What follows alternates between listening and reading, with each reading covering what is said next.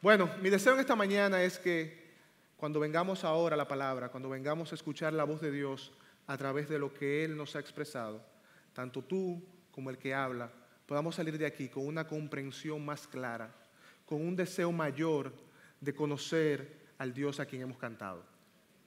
Yo he titulado mi mensaje del día de hoy, El Dios detrás de Daniel.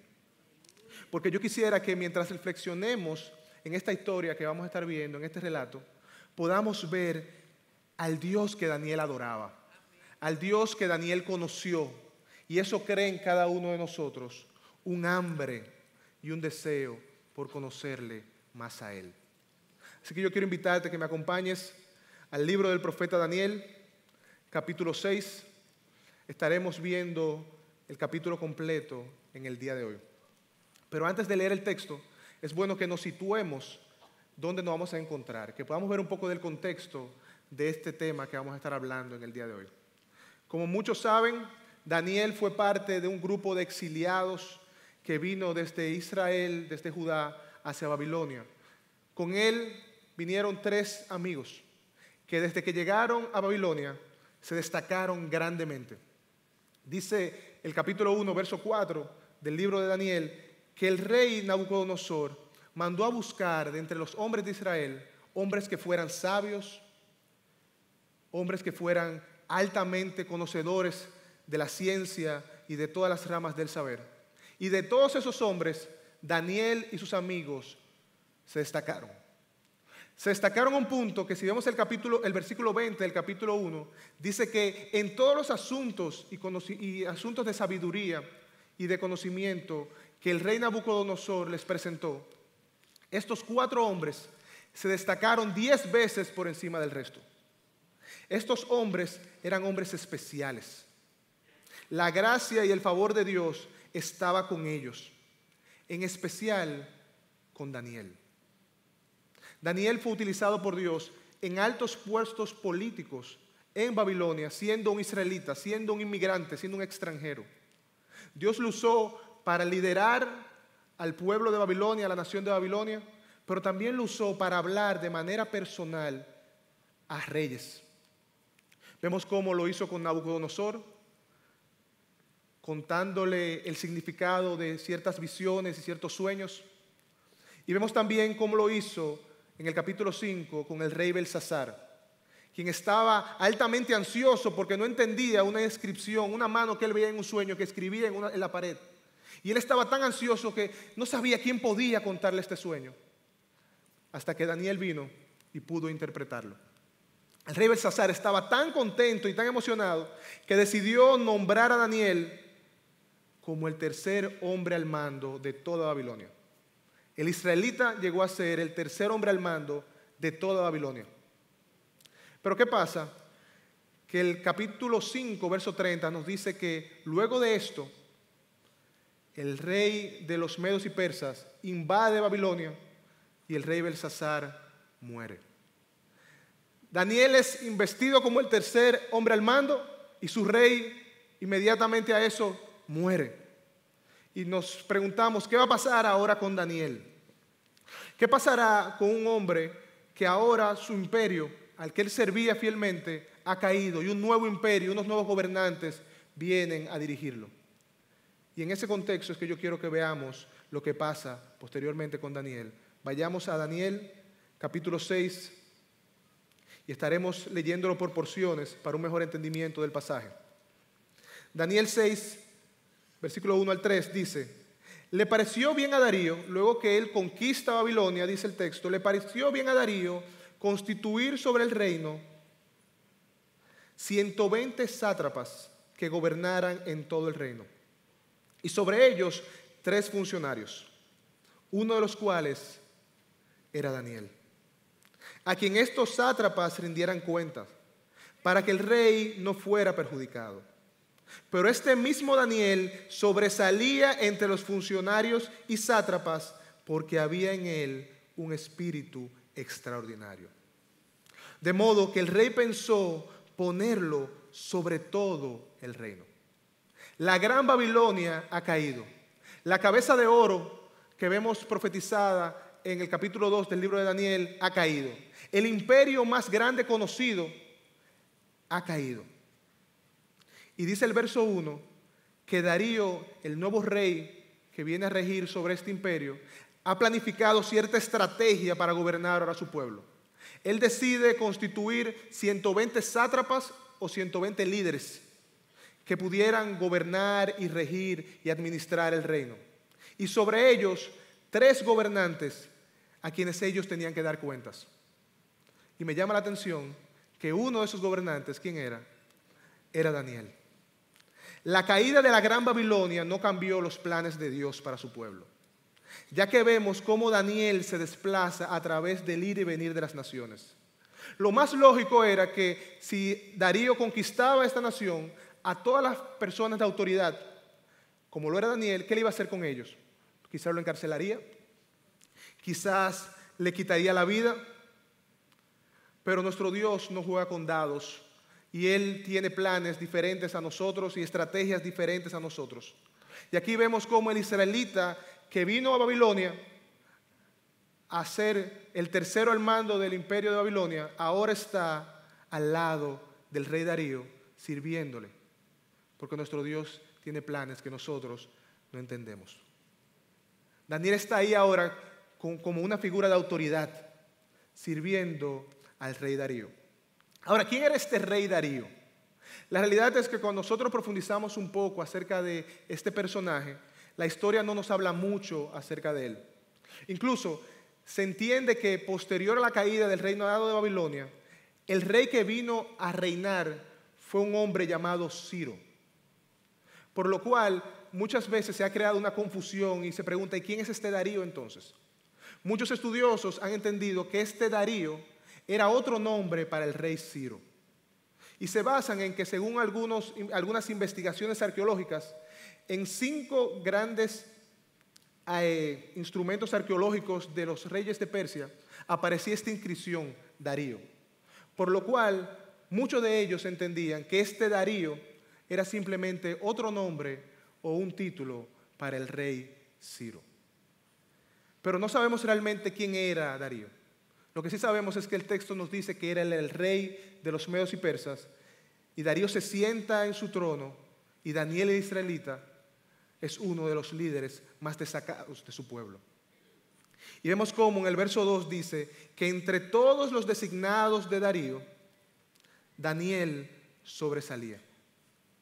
Y Darío hasta pensó ponerlo por encima de todo su reino. ¿Por qué? Porque él tenía un espíritu extraordinario. ¿Qué había detrás de Daniel que lo hacía sobresalir? Quizás era su sabiduría, quizás era su inteligencia, quizás era su valor como estadista, quizás era su experiencia. Probablemente Daniel en este punto de su vida tenía entre 80 y 90 años y había estado sirviendo ya y había servido a muchos reyes.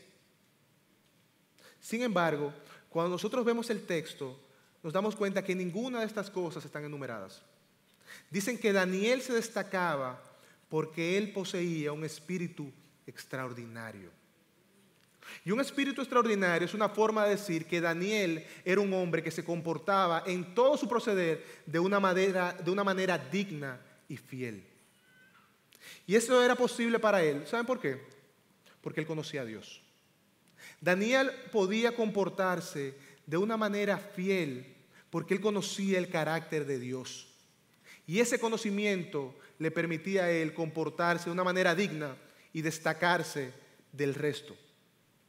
A.W. Tozer, en su libro El conocimiento del Dios Santo, dice lo siguiente: la historia de la humanidad ha demostrado que ningún pueblo se ha alzado a niveles más altos que su religión. Y esta ha demostrado que ninguna religión ha sido jamás más grande que su concepto de Dios. La adoración será pura o baja según el lugar en el que el adorador tenga a Dios. Daniel pudo destacarse, ¿por qué? Porque él tenía un alto conocimiento de quién era el Dios vivo y verdadero. Y ese conocimiento de Dios le permitió tener y mostrar un espíritu extraordinario y destacarse por encima del resto. Pero ¿qué pasó? Que al Daniel prosperar, se levantaron a su alrededor hombres con ira, envidia y enojo. Versículo 4. Entonces los funcionarios y sátrapas buscaron un motivo para acusar a Daniel con respecto a los asuntos del reino, pero no pudieron encontrar ningún motivo de acusación ni evidencia alguna de corrupción, por cuanto él era fiel, y ninguna negligencia ni corrupción podía hallarse en él. El siervo de Dios prospera y enemigos se levantan. Y es sorprendente cuando Dios eleva a alguien, cómo hay otras personas que su corazón se llena de celo. ¿Cómo alguien podía tener algo contra Daniel?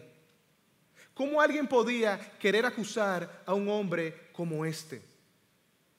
Sin embargo, si a Jesucristo lo crucificaron, que era Dios mismo en la tierra y vivió de manera perfecta, ¿qué no esperamos nosotros, sus siervos? ¿Qué no pueden esperar sus siervos? Pero al igual que con Jesús y con Daniel, Dios permite la oposición y la aflicción en la vida de los suyos para que Él pueda ser exaltado. Nada de lo que ocurre en la vida del creyente es fortuito. Nada de lo que ocurre en la vida de nosotros como creyentes es casualidad. Dios lo permite con el propósito de mostrar que Él es quien se encarga de fortalecer, de defender y preservar a aquellos que son suyos. Los líderes y jefes del reino sintieron celo contra Daniel y buscaron un motivo para acusarle y sacarlo del camino. Pero el verso 4 dice que esta gente, ¿qué encontró? No encontró nada. Cuando un hombre de casi 90 años de edad tiene a tantas personas con poder político investigando para tratar de encontrar algo y no encuentra nada, esto es una muestra que Daniel era un hombre honorable. Esto era una muestra que Daniel era un ejemplo de integridad, de bondad, de nobleza, de lealtad. No encontraron ninguna falla, no encontraron algo que él debía haber hecho que no hizo, no encontraron algo que él no debía haber hecho que hizo, no encontraron absolutamente nada. Entonces, como no encontraron nada, algo había que hacer. Versículo 5. Entonces estos hombres dijeron: no encontraremos ningún motivo de acusación contra este Daniel, a menos que encontremos algo contra él en relación a la ley de su Dios. Este verso nos dice claramente quién era Daniel. Cuando tus enemigos no pueden encontrar nada contra ti, más que el hecho de que tú estás absolutamente entregado a Dios, de que tú quieres honrar la ley de tu Dios, es una evidencia de que tú eres un hombre fiel. Y eso lo vemos en la vida de Daniel. Podemos ver a Dios capacitando a este siervo, a este líder, para mostrar su corazón y su carácter. Daniel era un hombre de integridad, y para ser un ministro y para servir a Dios es una cualidad indispensable. Chuck Colson dijo exageradamente, aunque con mucha razón, los 3 ingredientes más importantes en el trabajo cristiano son la integridad y la integridad. Es un hecho de la vida que nunca se sabe cuándo se va a poner a prueba. Pero también es cierto que en medio de la adversidad, en medio de las situaciones difíciles, es que nuestra integridad brilla con más luz. La gente puede no creer lo que nosotros decimos, pero ellos van a creer lo que nosotros hacemos. Por lo cual yo tengo que entender que si yo quiero servir fielmente a Dios, yo tengo que mostrar un carácter de integridad. Una persona íntegra es una persona impecable. Él o ella defiende los principios sin importar las consecuencias. De hecho, muchas veces, y lo vemos en la vida de Daniel, mantener mi integridad va a conllevar que yo pierda mi reputación, que yo pierda recursos, que yo pierda relaciones, incluso que yo esté dispuesto a perder la vida. Daniel está ahora en una posición complicada, en medio de una trama diabólica, probablemente por este mismo hecho, porque él se negó a violentar su integridad. Y dice en los versículos 6 y 7, ¿qué pasó después? Dice, estos funcionarios y sátrapas de común acuerdo, ellos se pusieron de acuerdo, se juntaron, fueron entonces al rey y le dijeron así: Rey Darío vive para siempre. Algo que era protocolar, cada persona que se acercaba al rey debía decir estas palabras: Rey Darío vive para siempre. Y ellos le dijeron: todos los funcionarios del reino, perfectos, sátrapas, altos oficiales y gobernantes, han acordado que el rey promulgue un edicto. Ya ahí nosotros vemos la trama diabólica. Cuando tú ves que un enunciado comienza con un absoluto y con una mentira, tú sabes que hay algo complicado, hay algo que no es real. Que todos los funcionarios se reunieron, pero Daniel no estaba ahí. A Daniel no lo llamaron y le preguntaron: Daniel, ¿qué tú opinas de esto? Es probable que hayan habido otros funcionarios que no se consultaron para esto, que probablemente hubieran dicho que no. Pero esta gente van con una mentira para tratar de conquistar el corazón del rey Darío. Y dicen: todos han acordado que el rey promulgue un edicto y ponga en vigor el mandato de que cualquiera que en término de 30 días haga petición a cualquier dios u hombre fuera de ti, oh rey, sea echado al foso de los leones. Ellos vienen donde Darío con esta trama y le dicen: Darío, mira, nosotros, todos tus oficiales, nos hemos puesto de acuerdo y queremos que tú seas Dios por 30 días. Solo a ti te pueden adorar, solo a ti te pueden pedir, solo a ti te pueden exaltar, solo a ti. Es muy probable que Darío, al escuchar esto, un rey pagano, se sintió halagado. Dijo: bueno, algo bien hecho estoy haciendo yo, que mis gobernantes, las personas que me sirven, quieren que yo sea Dios por 30 días. Probablemente Darío se sintió halagado, pero a la vez estaba siendo altamente engañado. ¿Y qué le dicen ellos? Verso 8: ahora pues, oh rey, promulga el mandato y firma el documento para que no sea modificado conforme a la ley de los medos y persas, que no puede ser revocada. Darío, oye, y la ley que tú vas ahora a promulgar tiene algo interesante. Tú sabes que la ley de los medos y persas no puede ser revocada. Después que se promulgó, nadie puede cancelarla. Ahí no hay de que una amnistía, no hay de que una excepción, ahí no hay exoneraciones. El que la viole tiene que pagar. Porque ahora Darío, tú eres Dios. Recuérdalo, si tú promulgas eso, tiene que cumplirse. Y de ahí estamos en la posición de saber y de ver qué hará Darío ahora. ¿Qué hará el rey? ¿Qué ustedes creen que hará el rey ante tal petición que lo convierte a él en Dios por 30 días? Versículo 9. Por tanto, el rey Darío firmó el documento. Esto es el mandato. Formalmente vemos aquí que el rey Darío es Dios por 30 días. Nadie podía pedirle absolutamente nada a nadie. Nadie podía orarle a otro Dios. Aquel que osare en hacer eso, ¿qué iba a pasar con él? Al foso de los leones. Ahora, ¿qué hizo Daniel al enterarse de esto? ¿Qué hizo Daniel al enterarse de esta trama malévola y diabólica? Versículo 10. Cuando Daniel supo que había sido firmado el documento, entró en su casa, en su aposento superior. Tenía ventanas abiertas en dirección a Jerusalén y, como lo solía hacer antes, continuó arrodillándose 3 veces al día, orando y dando gracias delante de su Dios. Daniel, al enterarse de eso, no corre a llamar al rey, pero ¿qué pasó? ¿Por qué tú no me consultaste? Él no llama a sus subordinados y le dijeron: ¿pero qué pasó? ¿Y qué es esto? ¿Qué fue lo que estaba pasando? Y empieza a cuestionar. Él no hace nada de eso. Dice el texto que ese día, cuando él se enteró, hizo exactamente lo que él hacía siempre. Él entró a su casa, a su aposento superior con sus ventanas abiertas y oró al Señor. Y me llama mucho la atención que el texto es claro cuando dice que él no oró cuestionando a Dios, él no oró reprochándole al Señor, él no oró cuestionando al Señor, él oró con acción de gracias, agradeciendo al Señor. ¿Cómo un hombre puede reaccionar así ante tal amenaza? ¿Reaccionaríamos nosotros así ante tal amenaza? Para nosotros poder actuar así, nosotros debemos conocer a Dios.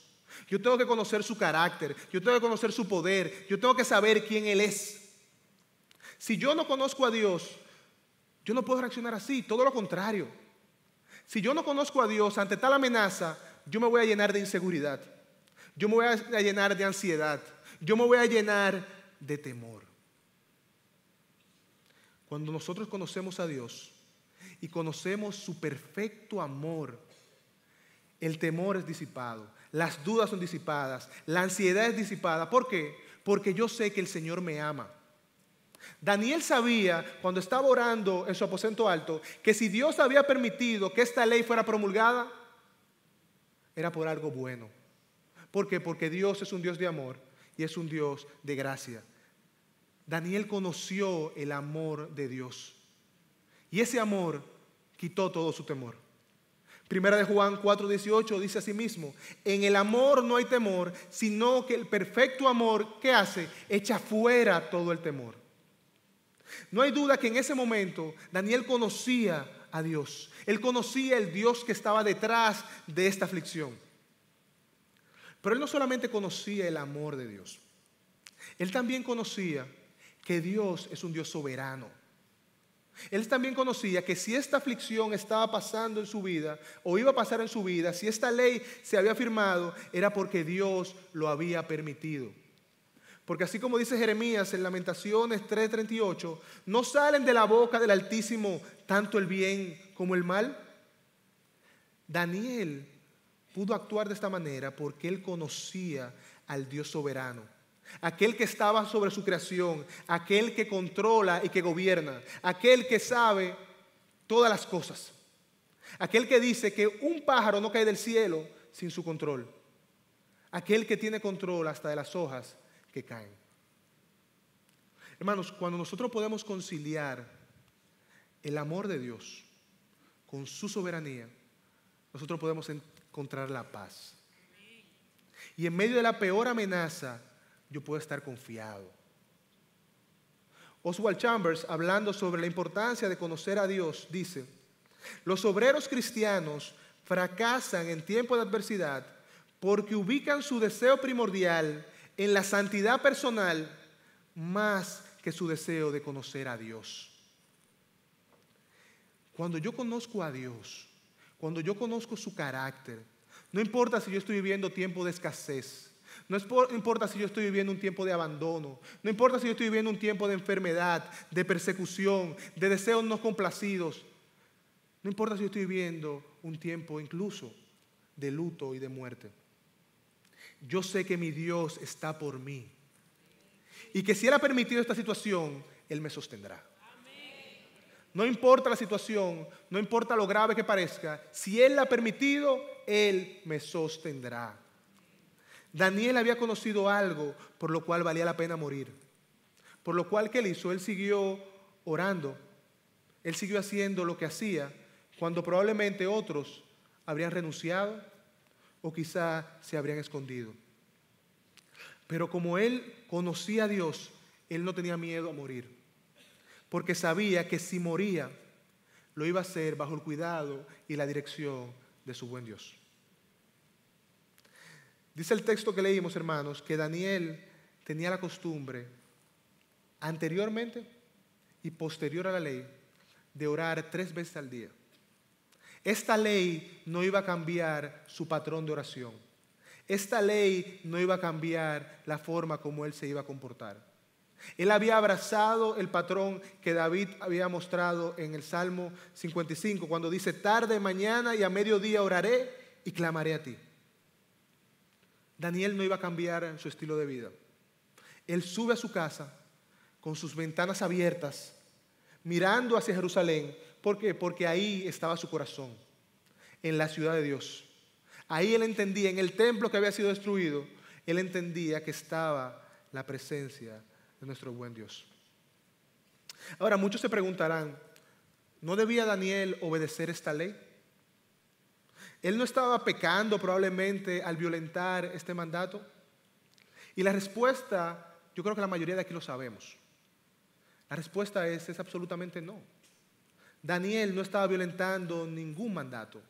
Los hombres pueden hacer sus leyes, pero cuando esas leyes interfieren con la ley de Dios, interfieren con los mandatos de Dios, nosotros no estamos llamados a cumplirla. ¿Por qué? Porque como dice el apóstol Pedro, en Hechos 5:29, ¿obedeceré a Dios o obedeceremos a los hombres?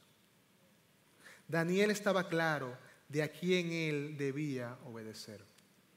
Ahora quizá ustedes se preguntarán, pero está bien, pero él iba a orar a Dios, pero él no podía ser un poco más discreto. Él no podía cerrar la ventana, por lo menos, o orar mientras caminaba, mientras se bañaba. No había otra forma de hacerlo. Daniel sabía que cuando nosotros cedemos a la presión de los hombres por temor, estamos dejando ver grietas en nuestro carácter. Daniel era un hombre de integridad. Y un hombre de integridad, todo cuanto hace, lo hace por convicción, no por temor. Porque él quería honrar a Dios. Porque él sabía que su Dios estaba con él. ¿Y qué pasó entonces? Versículos 11 y 12. Entonces estos hombres de común acuerdo, se pusieron de acuerdo otra vez, y fueron y encontraron a Daniel orando y suplicando delante de Dios. Por lo cual se presentaron ante el rey y le hablaron tocante al mandato. La operación Destruyamos a Daniel está en proceso. Ellos van y ¿qué hacen? Ellos encuentran a Daniel haciendo lo que ellos sabían que iban a hacer. Ellos encuentran a Daniel orando al Señor. Ellos encuentran a Daniel clamando a su rey sin importarle ninguna ley. Y al ver esto, ellos van de común acuerdo delante del rey, vienen con la queja. Le dicen, rey, Daniel no ha cumplido tu mandato. Y tú sabes que tu mandato es una ley, y la ley de los medos y persas hay que cumplirla. ¿Qué tú vas a hacer ahora? Y la verdad es que el rey Darío, al escuchar esto, probablemente sintió vergüenza. Probablemente se sintió engañado. Dijo, esta gente me hicieron rey por un día para traerme hasta aquí, hasta este lugar. Probablemente se sintió triste.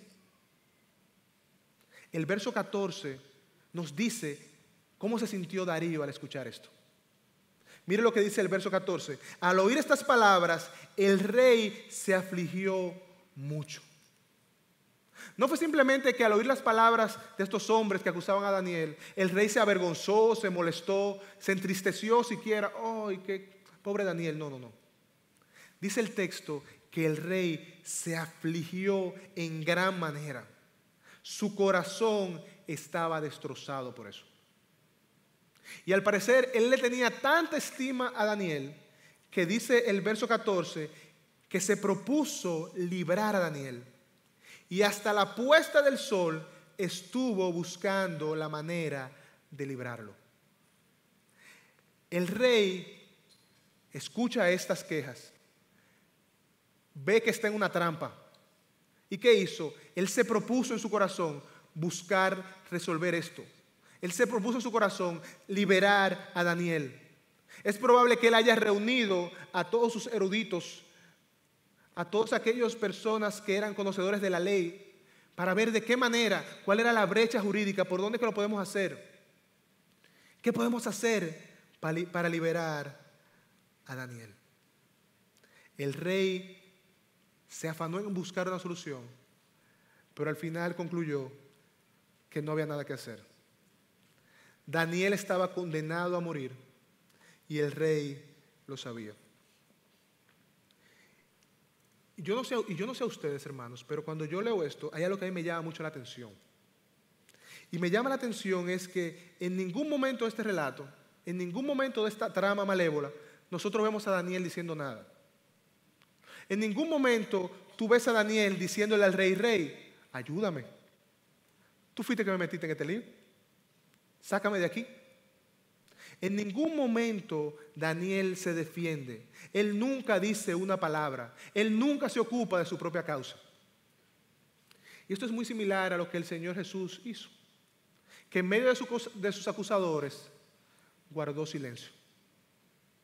Daniel sabía que quien podía defenderlo ya conocía su caso. Y no había palabras que decir. Solamente quedaba esperar. La ley había sido violada. Daniel tenía que pagar. Versículo 16. El rey entonces dio órdenes que trajeran a Daniel y lo echaran al foso de los leones. No hay más nada que hacer. La decisión está tomada. Probablemente con dolor y con un corazón contrito, probablemente con lágrimas en los ojos, el rey da órdenes de que traigan a Daniel y de que muera. Daniel iba a ser echado en un foso. Y este foso literalmente era una caverna bajo la tierra que se hacía con cámaras divisoras, que se llenaba de leones hambrientos, para que fueran verdugos de aquellos que debían de morir. El texto no nos dice realmente la cantidad de los leones. Lo que sí sabemos es que eran muchos. Y sabemos que eran leones que estaban hambrientos. Y si usted quiere saber lo que es un león hambriento, vaya mañana al zoológico aquí. Pase la mano por la cabeza a un león para que usted vea lo que es un león hambriento. Que lo van a encontrar y en el periódico va a salir al otro día. Realmente, como yo decía, no sabemos cuántos leones eran. Pero sabemos que no era uno, no eran dos, no eran tres. Y lo sabemos porque al final de este capítulo nosotros nos encontramos que cuando los acusadores de Daniel son echados al foso, que lo vamos a ver más adelante, dice el texto que antes de caer al suelo, los huesos de ellos y su familia ya habían sido triturados. Por lo cual entendemos que la cantidad de leones que había en el foso eran muchos. Y muchos, literalmente, quiere decir muchos. El rey da la orden de echar a Daniel al foso, no sin antes expresar una de las más poderosas declaraciones de todo este relato. Dice el verso 16, el final del verso 16, el rey habló a Daniel y le dijo, tu Dios a quien sirves con perseverancia, Él te librará. ¿Cómo el rey sabía esto? ¿Cómo el rey sabía sobre el Dios de Daniel? ¿Cómo el rey sabía que Daniel le servía con perseverancia? ¿Cómo el rey sabía que ese Dios lo iba a salvar? Incluso, ¿cómo el rey sabía que ese Dios tenía el poder de salvarlo? Hermanos, cuando leemos esta declaración, nosotros podemos ver claramente al Dios que está detrás de la vida de Daniel. Un Dios que era personal para él, un Dios que era real, un Dios a quien él servía como con perseverancia. Y él no solo le servía a Dios con perseverancia, sino que probablemente él hablaba de él con perseverancia. A mí no me cabe la menor duda que Daniel y el rey Ciro hayan pasado largas horas, largas noches hablando acerca del Dios de Daniel. Hablando acerca del carácter del Dios de Daniel, hablando acerca de las obras poderosas que hizo el Dios de Daniel, hablando acerca de su majestuosidad, hablando de sus atributos, hablando acerca de quién Él es. Conversaciones que hicieron que el rey, un rey pagano, creyese que el Dios de Daniel podía liberarlo. Ahora, una pregunta de aplicación quizá para nosotros en este día. Las personas que están a nuestro alrededor pueden conocer y creer en Dios por la forma como nosotros vivimos. Las personas en mi trabajo, en mi colegio, en mi universidad, en mi hogar, pueden conocer a Dios o creer en Dios por la forma como yo les sirvo con perseverancia. La forma como yo vivo mi día a día, en la abundancia, pero también en la escasez, en las tribulaciones y en los momentos de bonanza. La forma como yo vivo en los tiempos de adversidad muestran que mi Dios es grande y poderoso, capaz de liberarme, o muestran que mi Dios es un Dios pequeño e indefenso. Hermanos, lo que nosotros mostramos acerca de Dios es que lo que nosotros creemos acerca de Él. Nuestras vidas consisten, ¿saben qué? En conocer a Dios y en darle a conocer a otros.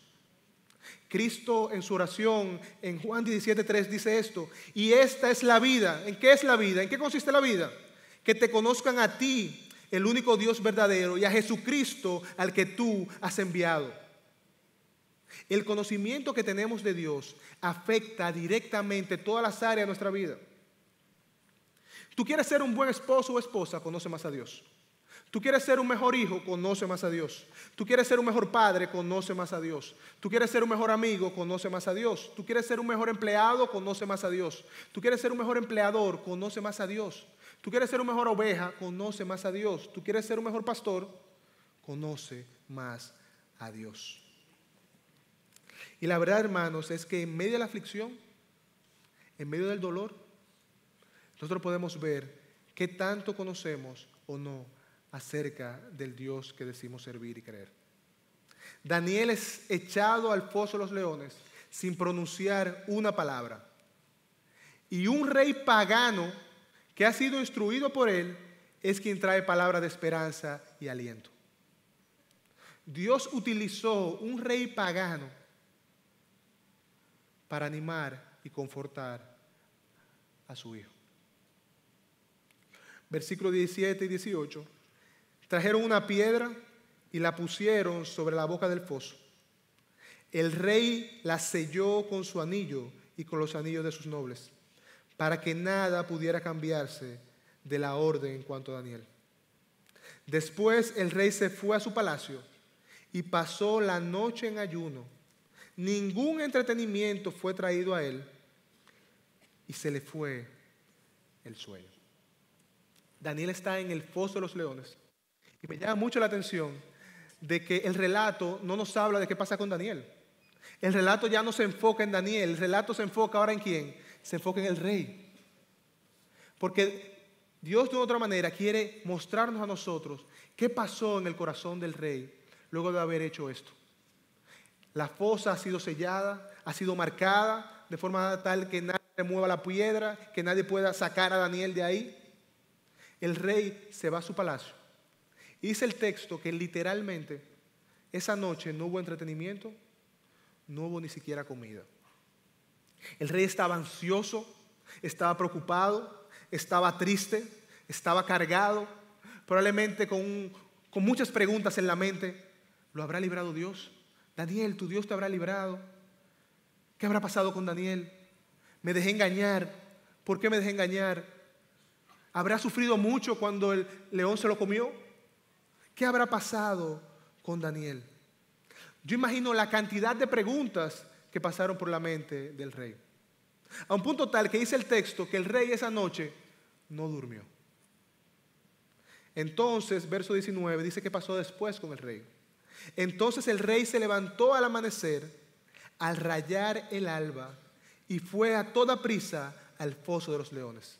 Tan pronto el rey vio que salió el sol, salió corriendo apresuradamente al foso de los leones para saber qué había pasado con Daniel. Para saber si el Dios que Daniel creía, en quien Daniel creía, lo había liberado realmente. Y dice el verso 20 que acercándose al foso, gritó con una voz angustiada, con una voz triste, con una voz de ansiedad, probablemente deseando lo mejor, pero esperando lo peor. Dice: Daniel, siervo del Dios viviente, tu Dios, a quien sirves con perseverancia, ¿te ha podido librar de los leones? El rey viene con un corazón contrito, con una voz triste. Él quiere escuchar a Daniel, él anhela escuchar la voz de Daniel. Él en ese momento probablemente estaba creyendo que había una posibilidad que el Dios de Daniel lo haya podido salvar. Si él no hubiera creído en esa posibilidad, él no se hubiera levantado muy temprano en la mañana, no hubiera corrido apresuradamente. Pero en ese momento él estaba creyendo, confiando de que probablemente él escucharía a Daniel responder. Y dice el verso 21, entonces Daniel respondió, oh rey, vive para siempre. Daniel está en el foso de los leones, rodeado de leones, y sigue cumpliendo con la formalidad del reino. Él sigue cumpliendo con los protocolos de cada vez que el rey venía, decirle, oh rey, vive para siempre. Probablemente yo tengo una esquina, escondido, voceándole cosas al rey. Rey abusador, ¿cómo permitiste eso en mi vida?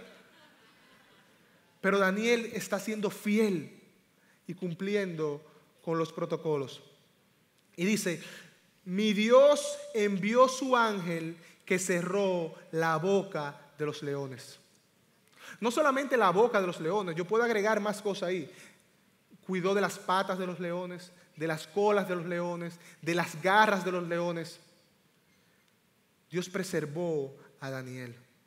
Y Daniel dice, no me han hecho daño alguno porque fui hallado inocente ante él y tampoco ante ti, oh rey, he cometido ningún crimen. Daniel fue hallado inocente delante de Dios. ¿Y cómo sabemos que fue hallado inocente? ¿Por qué? Porque este era un momento fácil para Dios haberlo castigado si Daniel no era inocente. Daniel era inocente de estos cargos que se le atribuían y Dios lo preservó. Y dice el verso 23, el rey entonces se alegró mucho y mandó a sacar a Daniel del foso. Cuando Daniel fue sacado del foso, no se encontró en él lesión alguna, porque había confiado en Dios. Daniel es sacado del foso, un hombre de entre 80 y 90 años, y no tiene una cortada, no tiene un peladito, está completamente ileso. Y dice el texto que esto pasó porque él había confiado en Dios. Él había confiado en la bondad de Dios para su vida. Por eso él nunca abrió su boca. Él esperó silentemente para ver la justicia de Dios. Él confió en Dios y esperó. Sin embargo, no siempre sucede de esta manera. No siempre sucede que somos liberados de los leones. Isaías confió en Dios y fue cortado a la mitad. Pedro confió en Dios y le cortaron la cabeza. Pablo confió en Dios y le cortaron la cabeza. Pedro confió en Dios y lo crucificaron boca abajo. El justo de Dios murió clavado en una cruz. No siempre que pasan cosas malas quiere decir que es parte del juicio de Dios o que no se ha confiado en Dios. Creer en Dios no significa que los leones no me van a comer. Es aceptar su voluntad. Si es vivir, vivir. Si es morir, es morir. Pero cualquiera que sea el caso, yo nunca seré derrotado porque yo estoy en medio de su voluntad. Porque yo estoy haciendo lo que Él me ha pedido.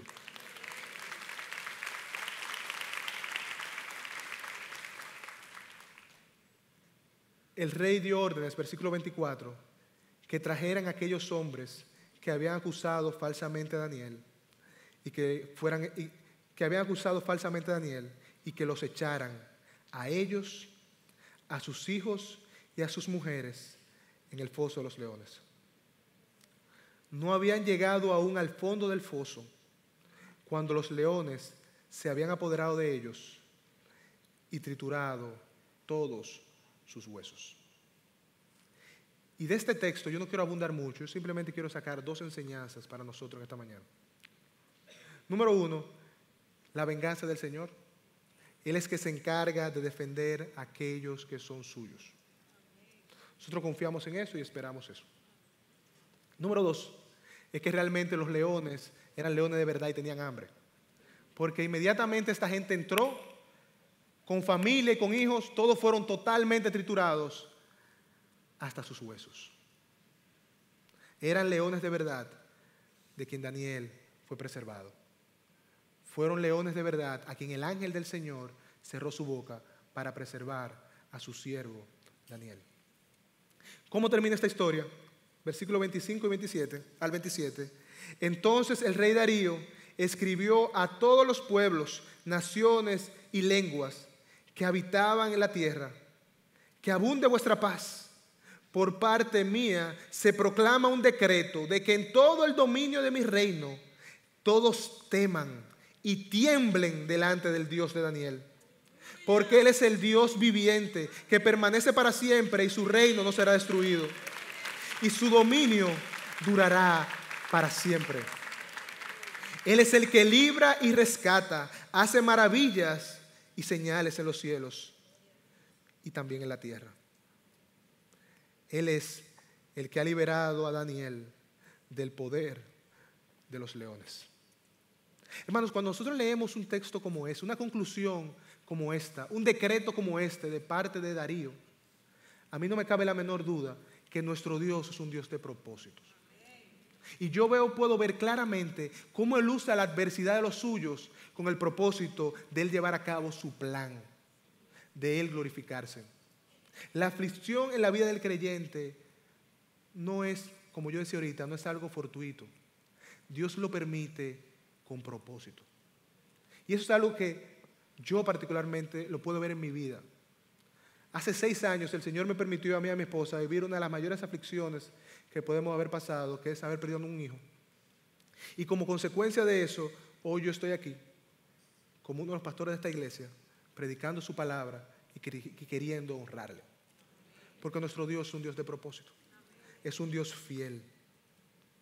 Hermanos, nosotros podemos ver también en este texto cómo Dios pudo utilizar la vida de un hombre, de un solo hombre, para afectar e impactar todo un imperio. Ahora todo el imperio de los medos y persas está bajo este decreto de no solamente temer, sino de temblar delante del Dios de Daniel. No se necesitan muchas personas, también tan solo se necesita una apropiada, que con su manera de vivir pueda mostrar la grandeza de nuestro Dios. ¿Tú quieres ser una de esas personas? ¿Tú quieres servirle fielmente? ¿Tú quieres ser un hombre o una mujer que honre a Dios? Conócele. Conócele. Conoce su carácter. Conoce quién Él es. Adórale. Sírvele con perseverancia. De una manera tal que otros puedan conocer al Dios bueno que te amó y te ama. Que otros puedan conocer por la manera como tú vives a un Dios real, a un Dios de gracia, a un Dios que cuando nosotros estábamos en nuestra peor condición, decidió encarnarse en la persona de su Hijo y clavarse en una cruz para que sus enemigos pudieran ser hijos. Conoce a Dios y dale a conocer.